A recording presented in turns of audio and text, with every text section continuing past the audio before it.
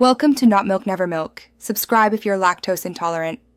You start by fixing a consistent grip and immediate run-up rhythm, because control begins in your hands and approach. Place index and middle fingers along the seam with the thumb under for support. This creates the axis needed for late swing.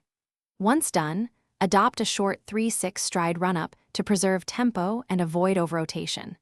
Make sure your hips and shoulders point toward the target while your front foot lands slightly closed. That alignment gives you a stable base for a straight, low delivery. You now focus on delivery mechanics to sink the ball into the pitch. Drive the front knee forward and drop the elbow into a low arm path.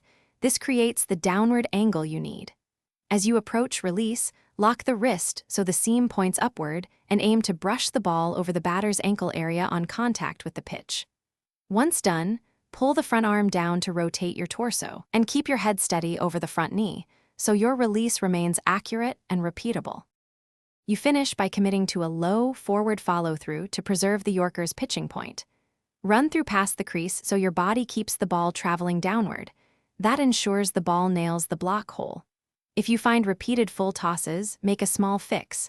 Shorten the arm swing and delay release by a fraction, about 1/10 to 2/10 of a second, to lower the bounce.